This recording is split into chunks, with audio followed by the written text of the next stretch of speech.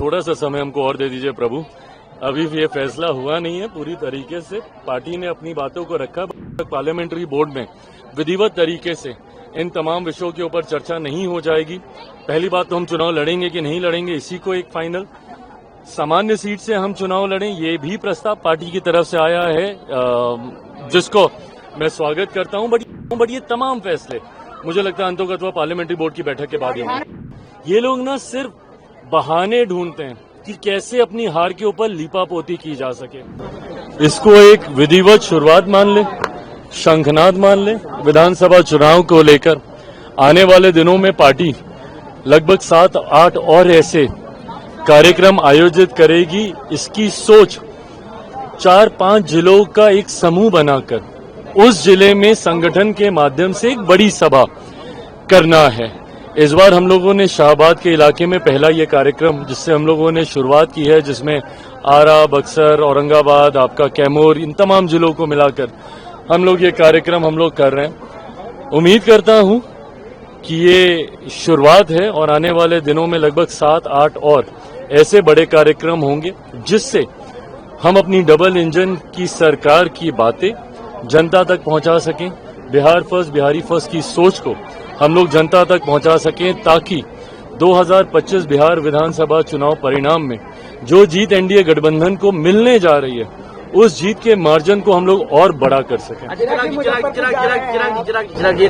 आपने ये भी कहा जो क्या कहते हैं समान सीटों से आपके पार्टी तरफ से कहा गया आप लड़ेंगे, तो वो क्षेत्र कौन सा होगा? मिथिला होगा, मगध होगा, भोजपुर होगा?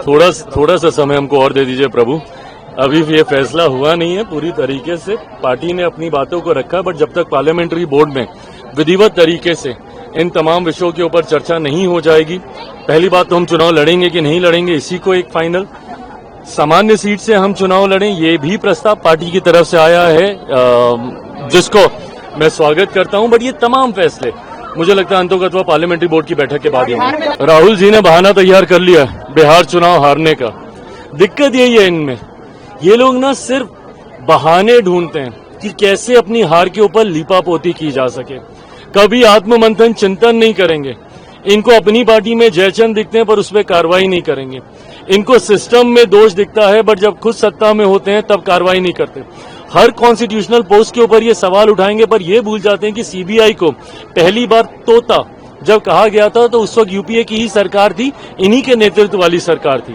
आज इनको हर सिस्टम इनको गलत दिखता है। पहले बहाना क्या होता था? EVM EVM EVM. अब हो गया डन एंड डस्टेड।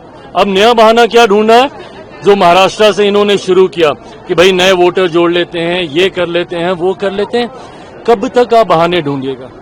जरूरी है आत्ममंथन करने की। जनता क्यों आपको नकार रही है? क्यों आपके गठबंधन हार रहे हैं?